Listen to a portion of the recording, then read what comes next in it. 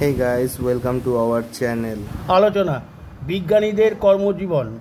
প্রিয় viewer, the story of unknown scientist চ্যানেলটিতে আমি ঊনবিংশ শতাব্দীর পদার্থবিদ্যা অর্থাৎ 1895 থেকে 1916 পর্যন্ত বিস্তৃত প্রথম পর্বটিকেই বোঝাতে চাইছি, যাকে আধুনিক পদার্থবিদ্যার মহারথী পর্ব বলা যেতে পারে, যা নিঃসন্দেহে মানব মনের এক মহিমান্বিত কীর্তি।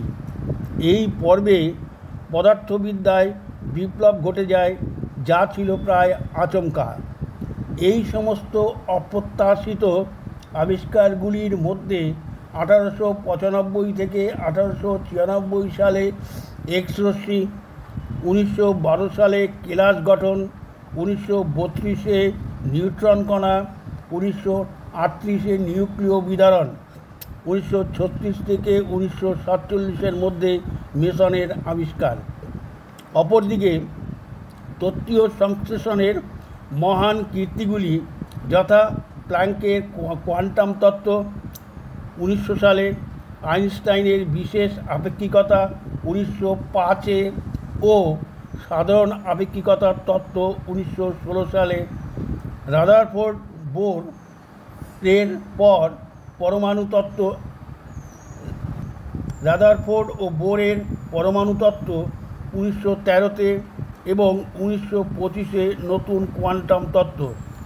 এই মহান বিপ্লবী পর্বগুলিকে ঘটাতে যে বহু পদার্থবিজ্ঞানীর প্রচুর অবদান রয়েছে, কিন্তু আমরা তাদের সম্পর্কে প্রায় কিছুই জানি না।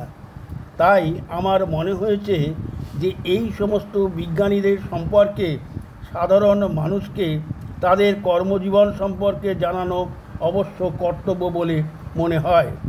তাই পরবর্তী পর্ব থেকে এই সমস্ত বিজ্ঞানীদের সম্পর্কে সবিস্তারে আলোচনা করে পরবর্তী পর্বে যাওয়া উচিত বলেই আমার মনে হয়। Hey guys, if you like our channel then subscribe it. Thank you. আমরা আজকে উইলিয়াম ক্রুক্সের কর্মজীবন সম্পর্কে আলোচনা করব। উইলিয়াম ক্রুক্স ইলেকট্রিক্যাল ডিসচার্জ,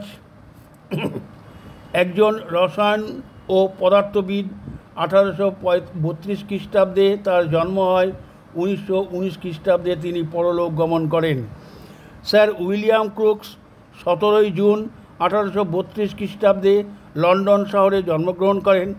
তার প্রাথমিক পাঠ শুরু হয় ইংল্যান্ডের রয়্যাল কলেজ অফ কেমিস্ট্রিতে।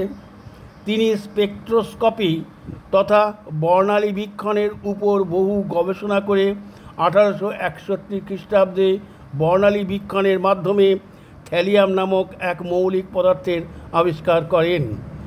এছাড়া রেডিওমিটার নামক এক গুরুত্বপূর্ণ যন্ত্র আবিষ্কার করেন, যা আধুনিক পদার্থবিজ্ঞানের অগ্রগতির পথ উন্মুক্ত করেন। তবে উইলিয়াম ক্রুক্সের জীবনে বিজ্ঞানের সর্বশ্রেষ্ঠ অবদান ছিল তড়িৎমক্ষম মানে ইলেকট্রিক্যাল ডিসচার্জ নলের পরীক্ষা। বিংশ শতকের আগে পর্যন্ত বিজ্ঞানীরা জানতেন যে বায়ু কিংবা গ্যাসকে নিম্ন চাপে রেখে তার মধ্যে দিয়ে তড়িৎ প্রবাহ করলে বায়ু অথবা গ্যাসকে তড়িৎ পরিবাহী করা যায়।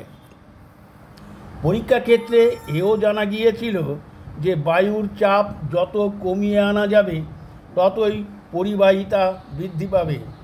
পরীক্ষাটি করা হতো 30 সেন্টিমিটার দীর্ঘ ও 34 সেন্টিমিটার ব্যাসযুক্ত চোঙাকৃতি একটি শক্ত কাচের নলে। নলের দুই প্রান্তে দুটি ধাতব তড়িৎদ্বার ক্যাথোড ও অ্যানোড সিল করে বন্ধ করে দেওয়া হতো। নলের ভেতর বায়ু টেনে বের করে নেবার মতো অন্য কোনো ছিদ্র থাকতো না। নলের ভেতরকার বায়ু সম্পূর্ণভাবে নিষ্কাশিত করে নলের দুই প্রান্তের তড়িৎদ্বার দুটোর মাধ্যমে তড়িৎ পাঠিয়ে বিজ্ঞানীরা লক্ষ্য করেন, এক, নলের ভেতরের বায়ুর চাপ পারদের চাপের 8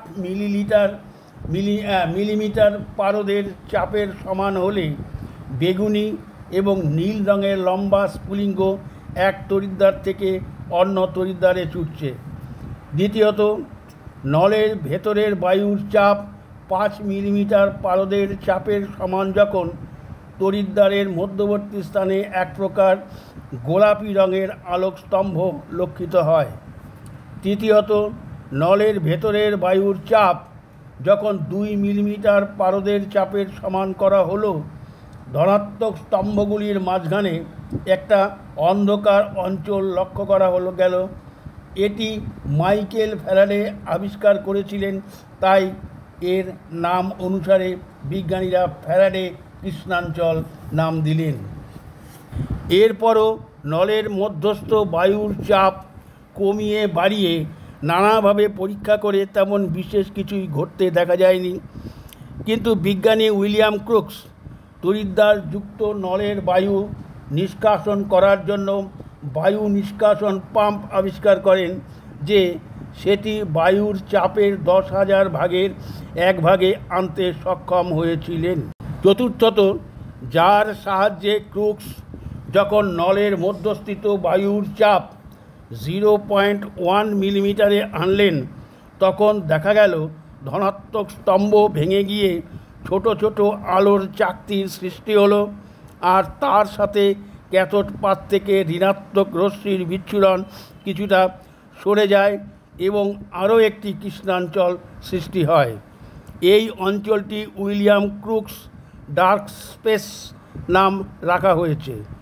পরে যখন নলের অভ্যন্তরের বায়ুর চাপ আরও কমিয়ে 0.01 মিলিমিটার পারদের চাপের সমান করা হলো, তখন দেখা গেল ক্রুকসের অন্ধকার অঞ্চল আরও বিস্তৃত হয়েছে, আর ক্যাথোডের বিপরীত দিকে নলের কাচের দেওয়ালে হালকা সবুজ রঙের আলোয় আলোকিত হয়ে উঠেছে। পরে এই আলোর নামকরণ হয় ক্যাথোড রশ্মি। নির্বাচিত ভ্যাকুয়াম নলে ক্রুকসের এই প্রাথমিক পরীক্ষা পরবর্তীকালের জন্য অত্যন্ত গুরুত্বপূর্ণ এবং ফলপ্রসূ হয়েছিল। বিজ্ঞানে অসামান্য অবদানের জন্য পদার্থবিজ্ঞানী ক্রুকসকে 1897 খ্রিস্টাব্দে নাইট উপাধিতে ভূষিত করা হয়। 1919 সালের 4 এপ্রিল এই মহান পদার্থবিজ্ঞানী এবং রসায়নবিদের ইংল্যান্ডে জীবনাবসান হয়। Thank you for watching full video.